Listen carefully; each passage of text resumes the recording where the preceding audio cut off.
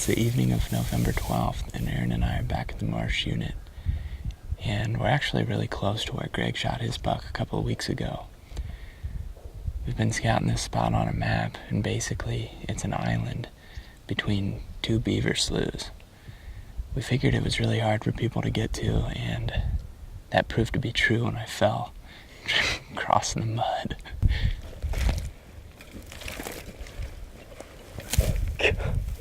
It's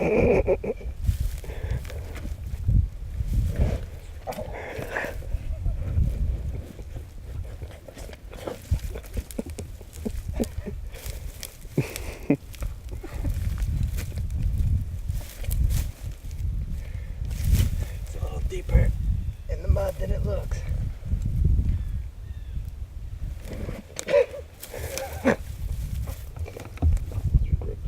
My boots were getting stuck in the mud, and it was a mess trying to get back here. But believe it or not, right on the corner of it, we saw a couple boot tracks, but they looked really old. There was actually deer tracks over top of them, and it was probably just waterfowl hunters. There's a fair amount of waterfowl pressure around this area, but it doesn't seem like anybody's bow hunting back here. But we're tucked back here on this island, and there's a bunch of cover back on that island. If any deer are coming up, heading to any of the crop fields or food plots that are planted on this piece of public property, they're going to have to come between these two water sources and basically get funneled within 150 yards in front of us. I've got a decoy set up. It's actually just a silhouette decoy hanging up in the tree. I've got it probably 4 or 5 feet off the ground so that anything out in that field can see it above the grass. If we see something coming across there, we'll probably just grunt, try to get its attention on that decoy, and hopefully it'll come in for a shot. The other reason we have that decoy there is we're not very concealed up in this maple tree. It's pretty open up here, so it's going to be nice if a buck comes in and he's got his eyes on that decoy and not up in the tree.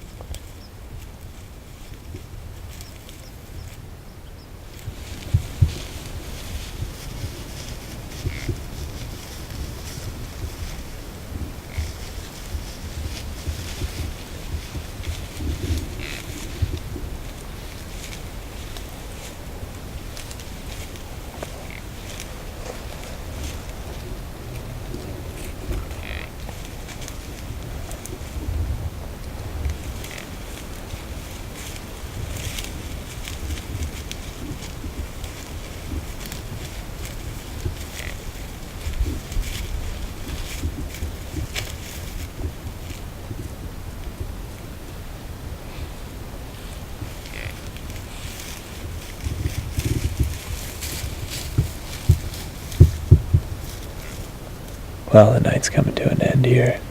We didn't really see a whole lot. We saw a spike, a couple does, and this 2.5-year-old buck. He came right down about 20 yards following those two does, but we expected to see a mature buck come out of that end of that island, but it just didn't happen. So we're probably going to give the Marsh Unit a break for at least a couple days. We may be back, we may not be. We pulled a camera on the way in here, so we're going to see what's on that. Maybe if there's a good one, we'll come back, but we're going to go try some other spots.